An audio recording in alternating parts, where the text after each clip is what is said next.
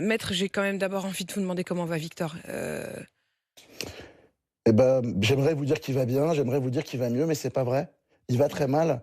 Il va très mal parce que il a trouvé le courage, la force, et c'est très difficile de se confier, de parler à ses parents, à son avocat aussi, ensuite aux enquêteurs spécialisés de Mmh. gendarmerie, aux médecins légistes, à l'enquêtrice psychologique, et rien n'a changé. Enfin si, ça a empiré. Parce que le 8 décembre à l'école, il s'est fait agresser dans la cour de l'école par le papa de son violeur et de son harceleur principal qui a pété les plombs.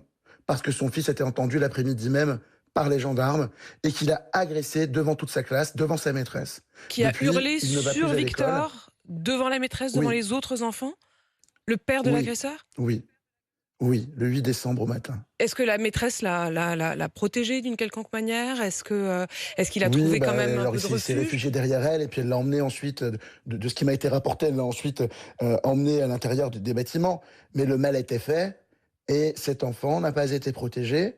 Alors bon, je vous dis pas qu'on aurait pu absolument éviter ce qui s'est passé le 8 décembre. Mmh. Je vous dis juste que l'école, jusqu'à présent, a été dans l'immobilisme le plus total et le plus coupable, la surdité, et j'espère que cette médiatisation que les parents ne voulaient pas servira au moins, un, à ce que dans cette école et pour Victor, des mesures qui lui permettent de retrouver une scolarité sereine, que ce ne soit pas la victime qui est mise à l'écart, arrivent, qu'il y ait des sanctions évidemment pour les faits de harcèlement scolaire qui ont été constatés. Et l'école a l'obligation légale au regard du Code de l'éducation de prendre des sanctions immédiates en convoquant un conseil de discipline ou parce que c'est tellement grave que le chef d'établissement peut, le code de l'éducation lui permet de prendre des sanctions directement. En fait, ce Rien que n'a vous été fait voudriez, pourtant. au moment où on se parle, en fait, l'agresseur est toujours à l'école et c'est Victor qui n'y retourne plus parce qu'il est traumatisé.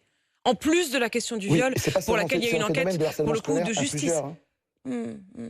C'est ça. Il y a trois élèves qui sont Plus le papa, impliqués dans le hein, harcèlement scolaire et plus ce le sont les plus le termes de la père, plus le père directrice. de l'agresseur.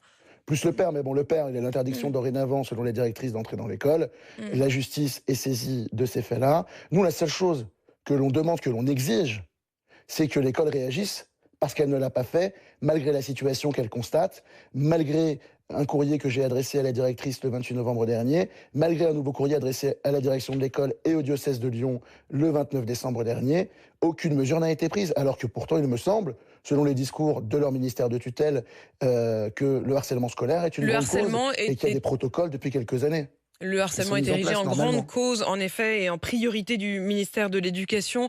On voit que c'est bien plus compliqué dans les faits. On pense Bien sûr, particulièrement à Victor, à toute sa famille, à la famille de votre client, Jean-Christophe Basson-Labry. Et je rappelle donc que le parquet de Vienne a annoncé hier avoir ouvert 3 enquêtes, notamment pour viol, pour harcèlement et une troisième à la suite de possibles menaces et actes d'intimidation de la famille de l'un des auteurs sur la famille de la victime. Merci à vous.